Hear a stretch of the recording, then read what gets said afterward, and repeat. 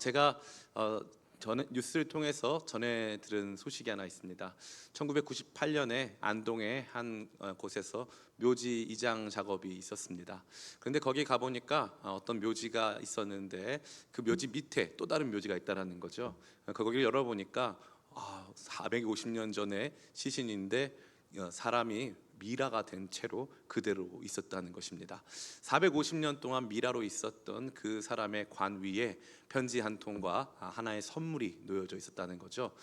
편지 한 통은 한글로 써 있었기 때문에 450년 전에 한글로 쓰여진 그 내용을 통해서 우리는 이 무덤의 주인이 누군지 또 어떤 사연이 있는지를 알게 된 것입니다. 그 무덤의 주인은 이응태라는 사람이었고 31살 된 사람이었는데 일찍 이렇게 목숨을 잃게 된 안타까운 사연을 가진 사람이었습니다. 아내가 있었는데 아들 이름이 원이었나 봐요. 원이. 그래서 자기를 원이 엄마 또 이응태 씨를 원이 아빠라고 기록해가지고 편지를 남겨놨어요. 그 편지가 얼마나 애절한지 정말 눈물 없이는 볼 수 없습니다. 그래서 지금도 안동에 가면은 안동지방법원 옆에 그 원이 엄마 동상이 있을 정도로 그렇게 애절한 편지 한 통이 놓여져 있었습니다. 거기에는 선물도 하나 있었어요. 거기는 이 저승갈 때 신으라고 이렇게 그렇죠. 이 집신이 하나 미투리라고 하는 집신이 하나 놓여져 있었습니다. 이 미투리가 참 어떻게 보면은 가난한 이 가정의 상황을 보여주는 그러한 모습이 아닐 수 없었는데요. 근데 이 미투리를 자세히 살펴보니까 이 신발은 보통 신발이 아니었습니다. 왜 그랬을까요? 이 신발은 원희 엄마가 자기 머리카락을 뽑아서 만든 신발이었어요.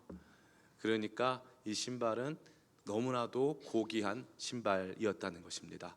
그냥 집신, 그냥 미투리, 그냥 저승갈 때 신으라고 의뢰히 올려둔 것이 아니라 사랑을 담아서 머리카락으로 만든 신발을 두었다는 것은 그야말로 얼만큼 그들의 사랑이 깊었는가를 보여줌과 동시에 그 신발의 가치가 돈으로 환산할 수 없음을 저와 여러분에게 보여주는 것입니다.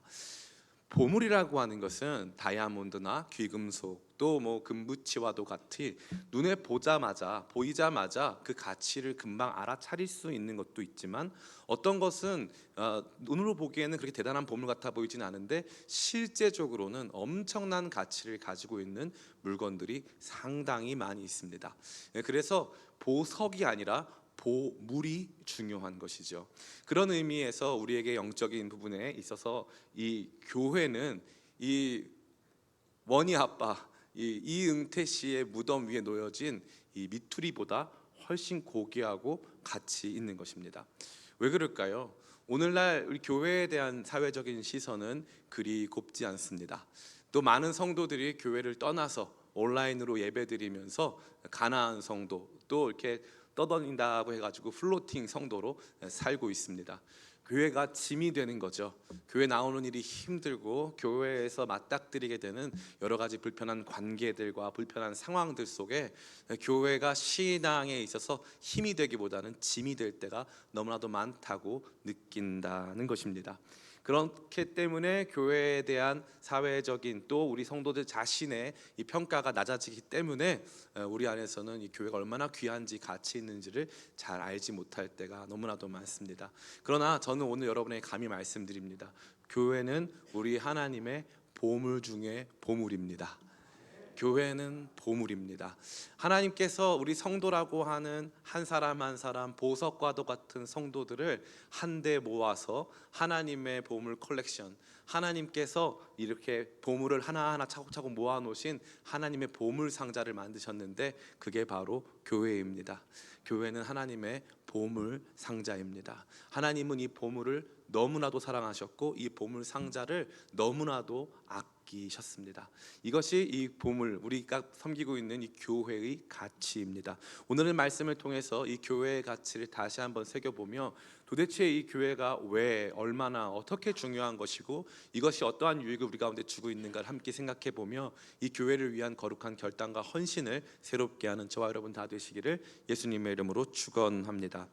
오늘 본격적으로 말씀에 들어가기 앞서서 우리는 교회에 대한 몇 가지 중요한 내용들을 살펴볼 필요가 있습니다. 첫 번째는 바로 우리는 교회로 부름받았다는 사실입니다. 따라해 볼까요? 나는 교회로 부름받았습니다. 예, 모든 아이들이 혼자 태어납니다. 쌍둥이도 있겠지만 개별적인 이 주체로 봤을 때는 혼자 태어나는 것과 다름없습니다. 모든 인간은 혼자 태어납니다. 자기라고 하는 주체적인 개인으로 태어난다는 거죠. 근데 태어나 보면 누가 있어요? 가족이 있습니다. 눈을 떠보면 가족이 있습니다. 세상에 혼자 태어날 수 있는 존재도 없고 혼자 살아갈 수 있는 존재도 없습니다. 그런데 언젠가부터 우리에게 있어서 신앙의 개인적인 국면이 매우 강조되기 시작했습니다. 내가 하나님을 얼만큼 잘 열심히 만나느냐, 하나님의 은혜를 내가 얼만큼 잘 누리느냐, 하나님 말씀을 내가 얼만큼 잘 알아듣느냐라고 하는 나에 대한 초점이 신앙의 중심에 놓이게 됐다는 것입니다. 이와 같은 개인주의적 신앙의 사조는 오늘에만 있는 것은 결코 아니었습니다. 우리나라의 위대한 민족 지도자이자 또 위대한 정신적 스승이라고 할 수 있는 이 함석헌 선생님이라는 분이 계십니다. 이 함석헌 선생님은 무교회주의자였습니다. 교회가 복음의 참다운 본질을 저해하고 이 교회가 어찌 보면 인간적인 조직으로서 신앙 본질로부터 우리를 이탈하게 한다. 교회에서 이루어지는 여러 가지 활동과 사역들이 본질에서 우리를 벗어나게 하고 참다운 진리를 추구하지 못하는데 저해 요소가 된다라고 하는 이러한 생각들이 있었습니다.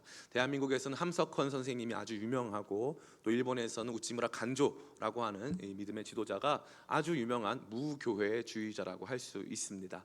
그런데 이런 무교회주의는 성경적으로 봤을 때 또 교회 역사로 봤을 때 전혀 건강한 신앙의 모습이 아닌 것입니다. 나 혼자 천상천하 유아 독존, 그래서 모든 삶은 결국엔 실존적인 내가 제일 중요하고 내가 얼만큼 깨닫느냐가 나의 득도, 내가 이룰 수 있는 그 경지를 결정한다라고 하는 실존주의 철학과 다름없는 불교 신앙에서는 개인주의적 신앙이 충분히 가능합니다. 나만 잘하면 되기 때문이죠. 그러나 우리가 믿는 신앙은 결코 그렇지 않습니다. 원래부터 기독교 신앙은 교회와 함께 시작된 것입니다. 교회 없는 신앙, 교회 없는 복음, 교회 없는 진리는 존재하지 않는다는 것이죠. 예수님께서 이 땅에서 살아가시면서 많은 일을 행하셨고 또 십자가에서 죽으시고 부활하사 우리의 구원에 필요한 모든 것을 이루셨습니다. 그러면 예수님께서 그렇게 이루신 다음에 예수님께서 말씀하신 가장 중요한 것, 예수님이 남기신 것이 무엇일까요?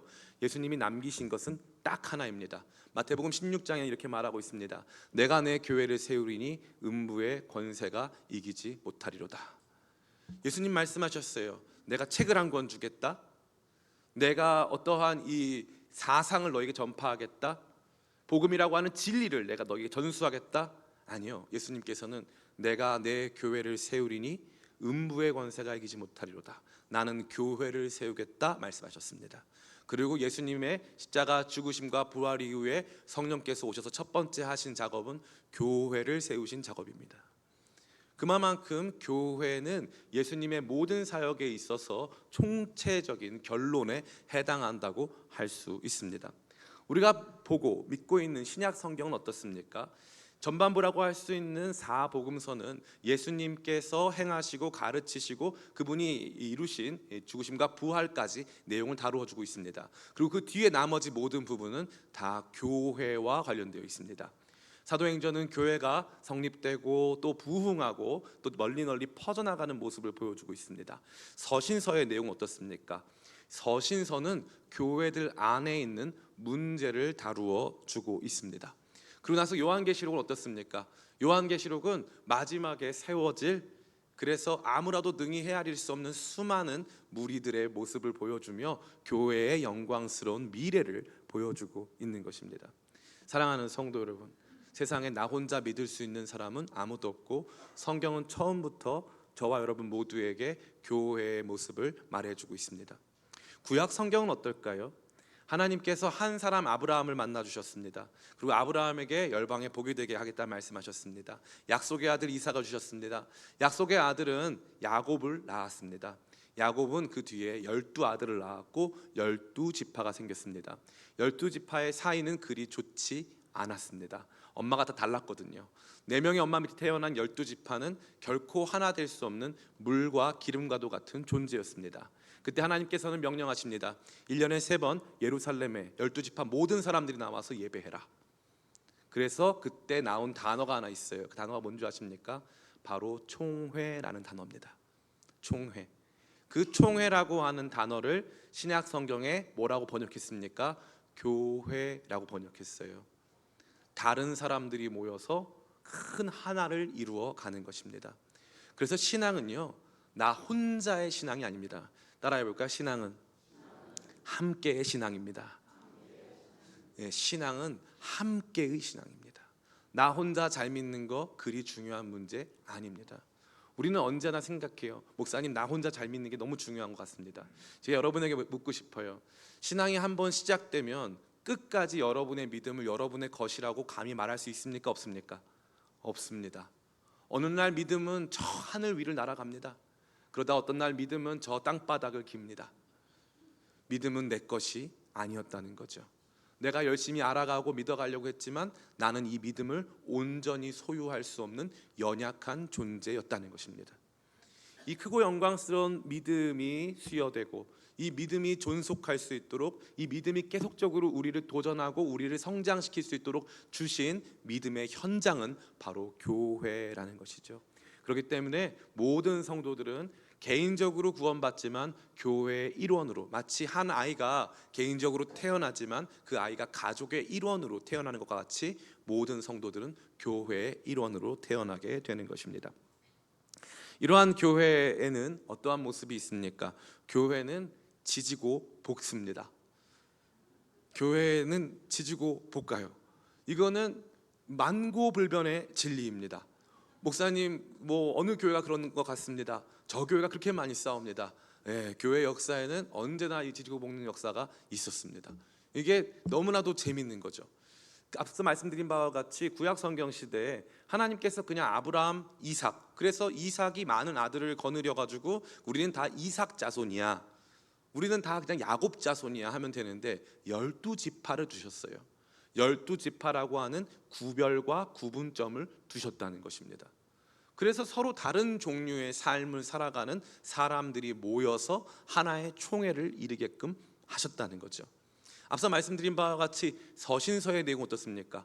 이 고린도전서에 보니까 고린도 교회에는 파가 몇 개예요? 4개입니다. 바울파, 아볼로파, 게바파, 그리스도파, 총 4개의 파가 있어요. 사도 바울이 이 질병을 안고 올라가서 개척했던 갈라디아 교회는요, 할례파 문제로 교회가 완전히 갈라디었어요. 완전히 갈라디었습니다. 사도 바울은 우리 교회를 개척했지만 사도 바울은 사도가 아니야. 사도 바울 입장에서 얼마나 억울하겠습니까? 그런데 교회가 완전히 갈라진 거죠. 빌립보서도 마찬가지입니다. 유오디아와 순두계라고 하는 2명의 여성 지도자들이 교회 안에서 갈등의 축을 이루고 있었다는 것이죠. 이게 얼마나 큰 위로입니까?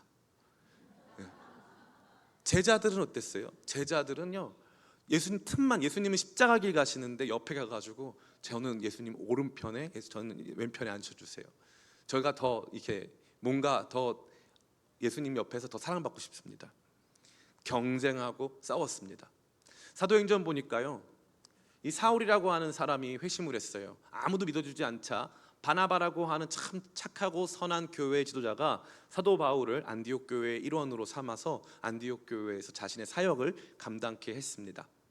그런데 사도 바울이 어느 날 성령의 인도하심을 받아서 나는 다른 지역으로 가겠다 했어요. 바나바는 또 다른 지역 가겠다. 좋다. 그런데 이 사도 바나바가 자기 조카인 마가 요한을 데려가자. 그러니까 사도 바울은 안 된다. 걔는 1차 선교 여행 때 우리 버리고 도망간 애다. 걔 못 데리고 간다. 그걸로 대판 싸웠습니다. 성경에 다 기록되어 있는 거예요. 성경을 모르는 분들이 이런 내용을 모르는 거죠. 성경에 사도 바울과 바나바의 엄청난 싸움이 등장합니다. 그래서 어떻게 했죠? 완전 결별했어요. 다시는 얼굴도 안 봅니다. 완전 결별했어요. 근데 재밌는 건 뭘까요? 성경은 양측 모두가 하나님의 사람임을 인정합니다. 바나바도 구브로에서 순교했고 사도 바울도 로마에서 순교합니다. 우리는 흔히 생각해요. 교회가 서로 지지고 볶고 싸우고 갈등하고 서로 다른 목소리를 내고 나와는 다른 가치를 가진 사람들이 교회에 있는 것만으로 우리 교회가 뭔가 건강하지 않은 것처럼 생각을 합니다. 그런데 전혀 그렇지 않습니다. 우리 장 내에, 우리 내장 내에는 건강하고 유익한 유익균만 존재할까요? 그렇지 않습니다. 우리 몸 안에도 다양한 질병을 야기할 수 있는 수많은 감염을 일으킬 수 있는 질병들이, 그런 감염균들이 존재하는 것입니다. 완벽히 깨끗할 수 없습니다. 그것은 처음부터 교회에게 지금 이 시간 속에 허락된 내용이 아닙니다.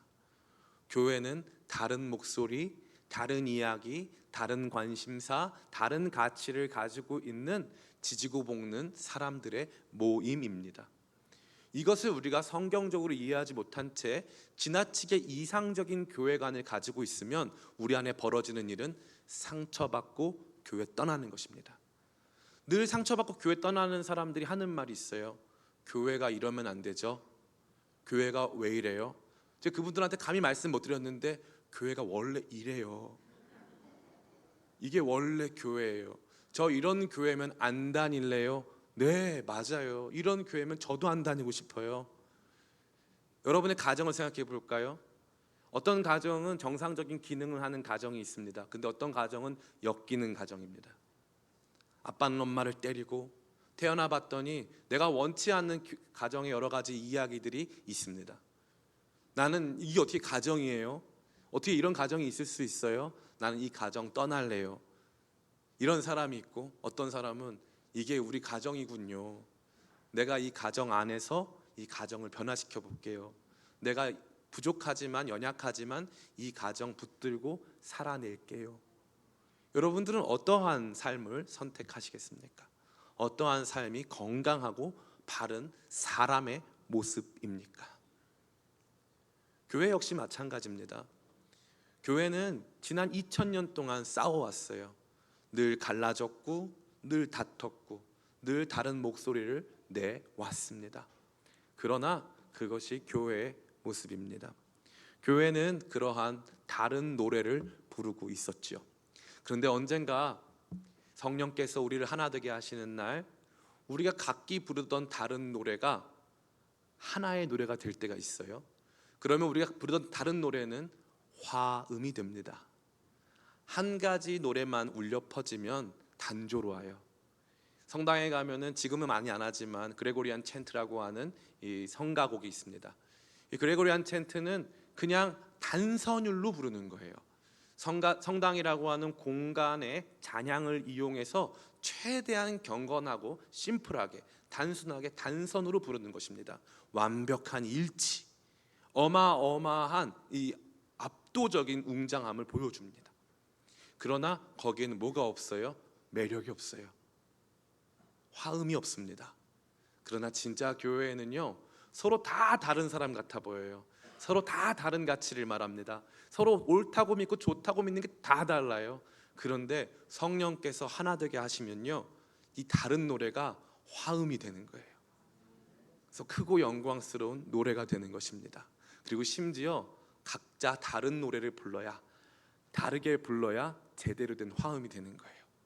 이게 참 놀라운 신비입니다. 하나님께서는요, 당신의 교회를 세우셨고 이 교회에는 서로 다른 사람들이 존재하고 우리가 원치 않는 여러 가지 분쟁과 갈등이 존재한다라는 것입니다. 그래서 교회는 처음부터 온전치 않았고 예수님 다시 오실 그날까지 온전치 않을 예정입니다. 그러니까 안심하시길 축복합니다. 누가 옆에서 막 싸워요? 아이고, 교회 돌아가는구나. 참 우리 교회 잘 돌아간다. 열심히 돌아간다. 열심히 돌아간다. 그렇게 믿으시고 가면 됩니다. 완전한 일치, 완전한 똑같음, 그거 여러분 너무 추구하면 교회 떠날 일밖에 없는 거죠. 너무나도 안타까운 것입니다. 마지막 세 번째입니다. 세 번째는 무엇일까요? 교회에 대해서 알아야 될 세 번째는 뭐냐면, 따라해 볼까요? 눈에 보이지 않는 교회가 있습니다. 네, 교회는 하나일까요? 여러 개일까요? 예, 교회는 하나입니다. 그리스도의 교회는 단수예요. 하나예요, 하나. 하나입니다. 많은 분들이 교회가 이 하나라고 하는 교회의 일치, 교회의 온전한 하나됨을 잘 인식하지 못합니다. 저도 그랬어요. 저도 그랬습니다. 제가 어렸을 때 다녔던 교회에는 학생이 저 혼자였어요. 저 혼자 선생님 한 명. 재미가 있었을까요? 없었을까요? 없었습니다. 오늘 우리 키즈, 우리 어린이부가 얼마나 좋습니까? 선생님들이 더 많아요. 복 중에 복입니다. 제가 있을 때는 저 혼자였어요. 그래서 저희 어머니가 저한테 다른 교회로 가라 말씀하셨어요. 그래서 제가 다른 교회를 많이 다녔어요. 저 홍제동에 있는 어떤 교회, 장충동에 있는 어떤 교회, 그리고 저 마포구 망원동에 있는 어떤 교회, 그러다가 이 명동에 있었던 어떤 교회까지 다니게 됐어요. 저는 평생 제가 봤던 교회는 어린이 한 명인 교회였어요. 그래서 제가 알던 기독교는 가난한 기독교, 초라한 기독교, 능력 없는 기독교였어요. 학교 가서 교회 다닌다는 말을 하는 게 좀 부끄러웠어요. 그런데 제가 다른 교회를 다녀보기 시작하니까 어떤 교회는 1년에 1000명씩 부흥하는 거예요. 어떤 교회는 우리가 세상을 향해서 이런 일을 행하자, 학교를 만들자 하면 학교가 세워져요. 우리가 장학재단을 만들자 그러면 수백억이 모여요. 저는 그때 다른 걸 봤어요. 교회가 이렇게 크고 영광스러운 거구나. 교회에 이렇게 많은 사람들이 다니는 거구나. 저는 그 전까지는 몰랐습니다. 제가 알고 있는 기독교는 지극히 작은 기독교였어요. 지극히 작은 기독교. 지교회라고 하는 이 작고 초라한 현실에 여러분이 눈을 두기 시작하면 편안은 할 수 있지만 안타깝게도 우리가 갖는 마음 안에서 하나님께서 이루어 가시는 더 크고 영광스러운 교회의 모습을 볼 수는 없습니다. 그런데 교회는요 하나예요. 처음에 예수님께서 세우신 그 교회는 내가 여러 교회를 세우겠다 하신 게 아니에요. 교회는 하나입니다. 목사님, 여기에도 교회가 있고 길 건너편에도 다른 교회가 있고 저기에도 교회가 있는데 다 하나입니까? 네, 다 하나예요. 보이지 않는 우리 주님의 invisible church, 우리 주님의 보이지 않는 교회는 단 하나입니다. 단 하나예요. 시간과 공간을 초월한 단 하나의 교회만 존재하는 것입니다. 그럼 저 교회는 뭐고 이 교회는 뭡니까? 저 교회는 예수님의 왼손쯤 되고 우리 교회는 예수님의 오른손 정도 됩니다. 다른 표현도 많지만 오른손으로 하는 게 그나마 여러분의 이해를 돕기 위해. 어떤 교회는 예수님의 무릎 정도 될 거고요. 그래서 교회는 그리스도의 몸 된 교회는 하나입니다.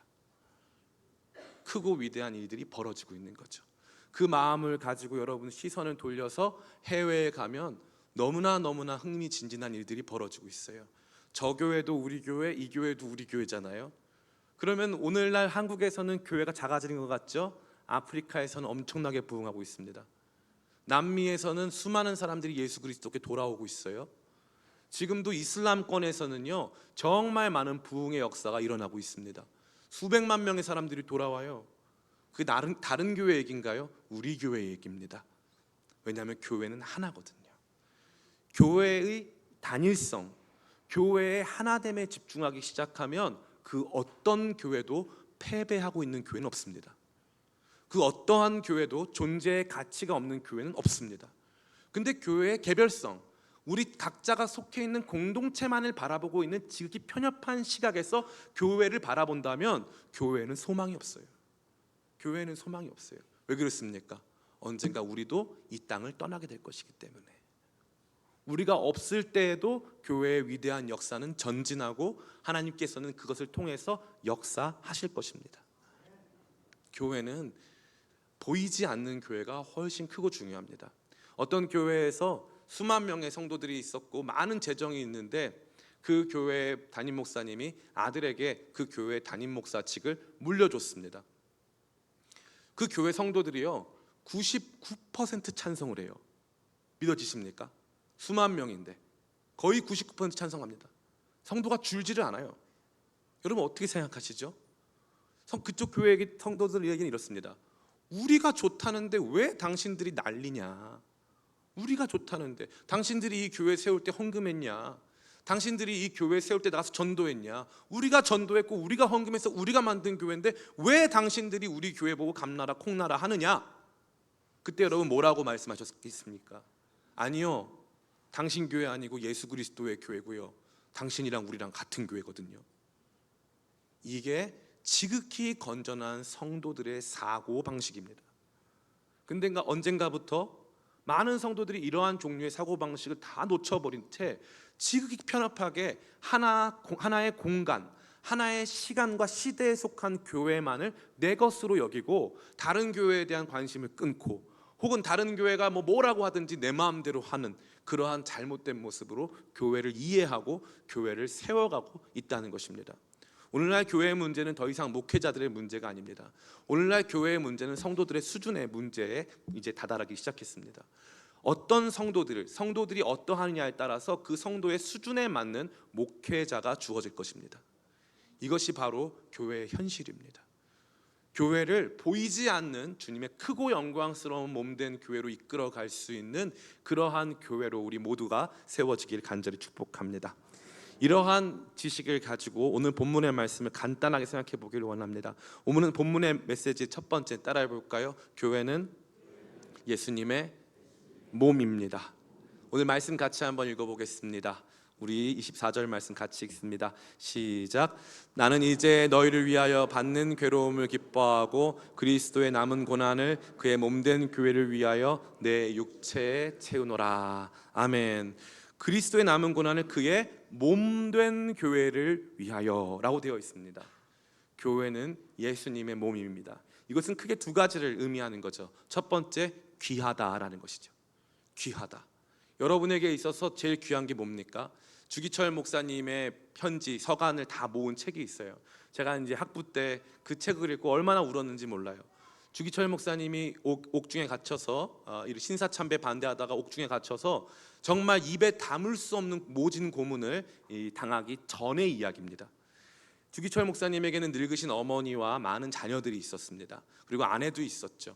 근데 이 주기철 목사님이 설교를 하는 거예요. 창세기 22장 이삭을 바치는 설교를 하면서 뭐라고 하냐면 이렇게 말씀하시는 거예요. 나한테 있어서, 아브라함에게 있어서 하나님 바치라는 게 이삭이었는데 나에게 있어서 이삭이 뭘까에 대해서 고민했다는 거예요, 주기철 목사님이. 근데 주기철 목사님 고민해 보니까 자기한테 이삭은 자기 자녀도 아니고 자기 늙으신 어머니도 아니고 자기 아내도 아니고 자기 몸이래요. 자기는 자기 몸에 작은 고통만 있어도 아마 못 견딜 거라고. 나에게 있어서 이삭, 나한테 절대 바칠 수 없는 게 있다면 자기는 자기 몸을 바칠 수 없다고. 근데 그러고 나니까 주기철 목사님이 나중에 옥에서 옥사하시거든요. 모진 고문 받고 자기 몸을 철저한 믿음의 제물로 올려드렸잖아요. 그거 얼마나 감동이 되는지 말로 할 수 없어요.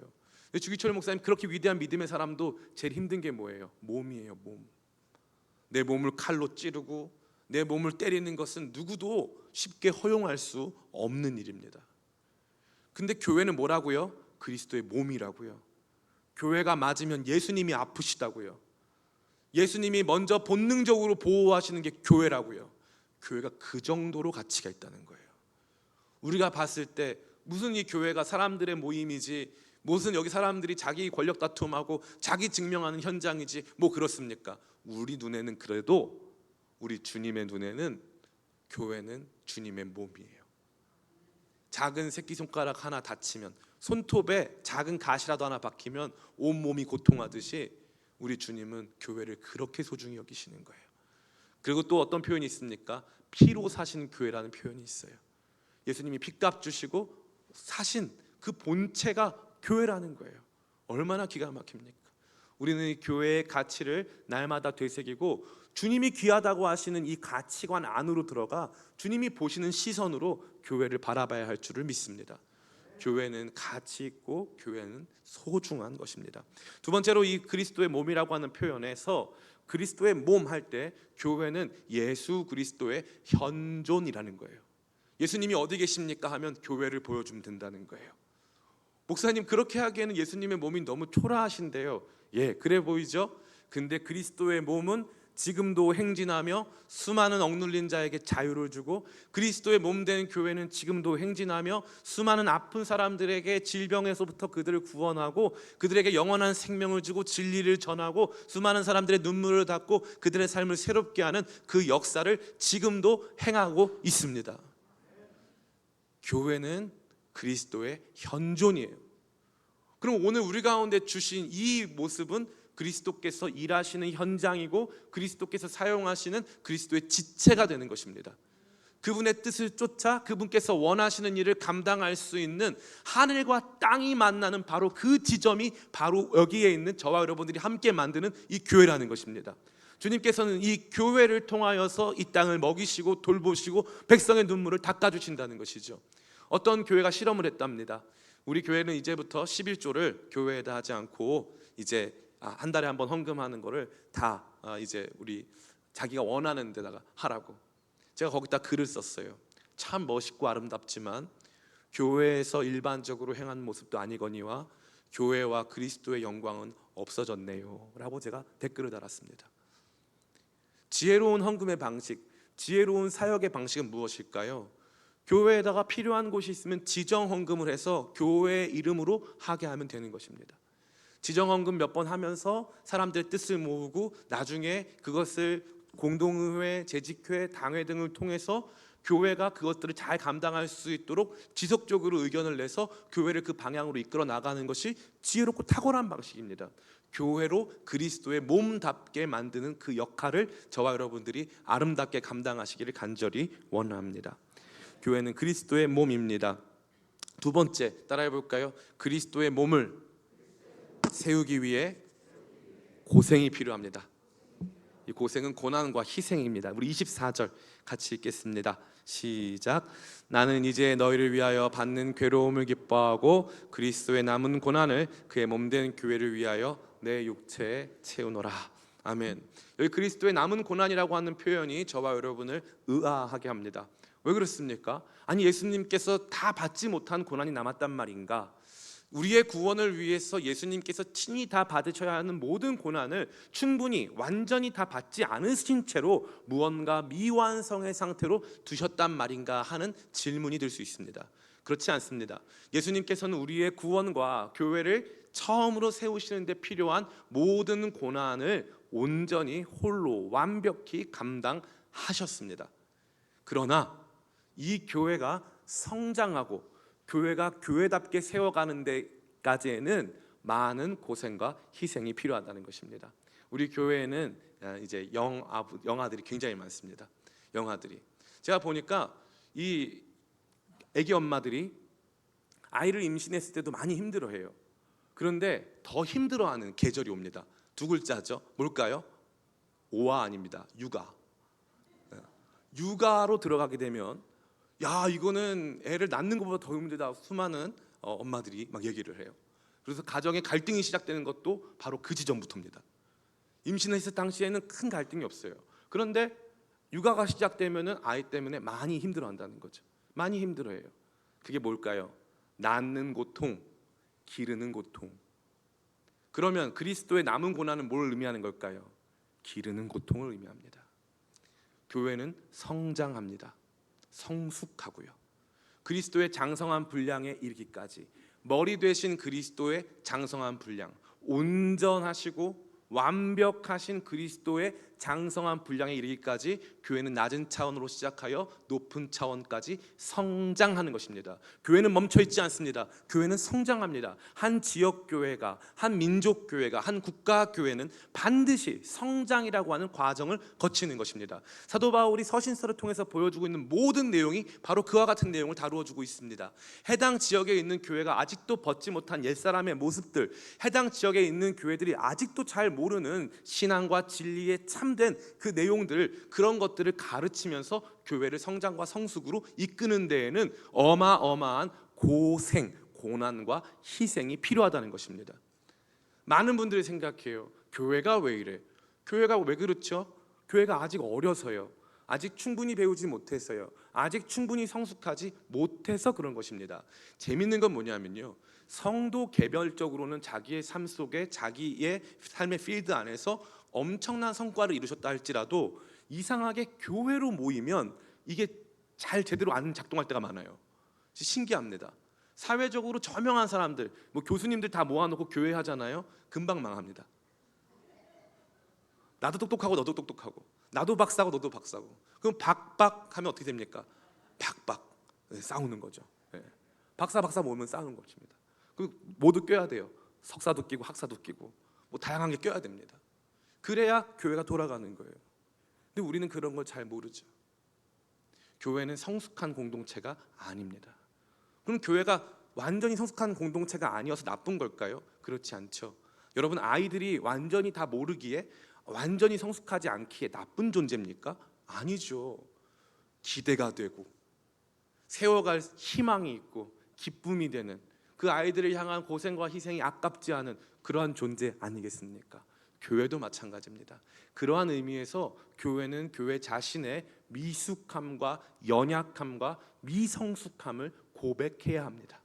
우리가 아직은 이것밖에 안 돼서, 우리가 아직은 그릇이 안 돼서 더 예수님께서 원하시는 방향으로 못하고 있습니다. 주님, 우리 도와주셔서 말씀으로 가르치시고 우리를 성령께서 인도하셔서 온전히 하나로 만드시어 주님의 장성한 분량에 이르도록 우리를 성장시켜 주시옵소서. 근데 그 일을 감당할 때 교회 중직자들과 함께 따라오는 성도들과 목회자들 모두 뭐가 필요하다? 따라해 볼까요? 고생. 우리 옆 사람 같이 바라봅시다. 고생합시다.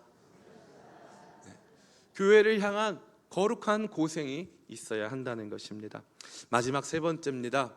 첫 번째, 그리스도의 몸 교회 너무나도 소중하다 했습니다. 두 번째, 이 소중한 교회를 세워나가는 데는 많은 고생과 희생이 필요하다고 했죠. 마지막 세 번째는 무엇입니까? 바로 고생과 희생의 사람들이 있다라는 것입니다. 여기 같이 말씀 마지막으로 같이 한번 읽어보겠습니다. 시작. 나는 이제 너희를 위하여 받는 괴로움을 기뻐하고 그리스도의 남은 고난을 그의 몸된 교회를 위하여 내 육체에 채우노라. 아멘. 사도 바울이 교회 낳는 수고는 우리 주님께서 하셨지만 교회 기르는 수고는 내가 하겠습니다 라고 말하는 장면입니다. 그래서 그의 몸된 교회를 위하여 내 육체에 채우노라. 교회를 세우시는 고난은 예수님 육체에 채웠지만 이제 교회를 세워가는, 이 교회를 거룩하게 성장케 하는 고난은 내 육체에 채우겠노라 라고 말하죠. 그럼 이 사람들이 있다는 거예요. 이렇게 고생하고 수고한 믿음의 사람들이 있다는 것입니다. 70여 년 전 이 동암교회를 세우신 분들이 계셨을 거예요. 그분들이 기도하고 힘쓰고 애써서 이곳에 교회가 세워졌을 것입니다. 모든 교회들은 다 이러한 스토리를 가지고 있어요. 근데 재밌는 건 뭐냐 하면 옛날에 그런 분들이 계셨어 라고 말하는 사람들이 많죠. 오늘날에 내가 그런 사람이 될 거야, 교회를 위해 내가 희생할 거야, 내가 교회를 위해 헌신할 거야, 내가 교회의 밑거름 될 거야, 내 삶을 다해 나를 밟고 교회가 일어서기를 원해 라고 하는 교회의 거룩한 건축자, 교회의 거룩한 이 리더들은 많이 없다라는 것입니다. 우리는 생각해요. 목사님이 교회에 관련돼서 무슨 의도를 가졌나 보다. 의도 하나도 없어요. 의도 하나도 없고 제가 가만히 생각해 보니까 깨달았어요. 목사는 고생하는 직업이구나. 제가 이거를 몰랐었어요. 알았으면 당장 다른 걸 했을 텐데 몰랐었어요. 그럼 알고 나서 제가 당장 다른 걸 할까요? 안 해요. 왜 안 합니까? 24절 때문에 안 해요. 나는 이제 너희를 위하여 받는 괴로움을 기뻐하고. 이것 때문에 못 하겠어요. 교회 때문에 받는 괴로움을 기뻐한대요. 그러니까 이게 의무예요? 아니면 기쁨이에요? 기쁨이에요. 교회를 위한 수고와 헌신이 기쁨이라는 거예요. 교회를 위해서 희생하고 헌신하는 사람들의 기쁨 속에 교회는 성장한다는 거죠. 고생하고 희생이 필요한데, 고난과 희생이 필요한데 그 사람들이 기쁨으로 감당한다는 거예요. 마치 내 자녀처럼, 내 자녀를 위한 고생과 희생이 우리 안에서 조금도 어려운 일이 아닌 것처럼, 때때로 좀 어렵지만 그래도 할 수 있는 것처럼, 그 과정을 통해서 기쁨을 느낄 수 있는 것처럼 기뻐할 수 있다는 것이죠. 사랑하는 성도 여러분, 교회 세워가는 것은 기쁨인 줄 믿습니다. 성령께서 주시는 거룩한 기쁨 속에서 주님의 몸된 교회, 귀하고 가치 있는 이 교회, 지지고 볶고 싸워도 언젠가 주님께서 영광스러운 모습으로 빚어가실 이 교회를 꿈꾸며 그려보면서 오늘도 주의 몸된 교회를 향한 거룩한 수고로 우리 교회를 아름답게 세워가는 저와 여러분 다 되시기를 예수님의 이름으로 축원합니다. 잠시 제가 기도하겠습니다.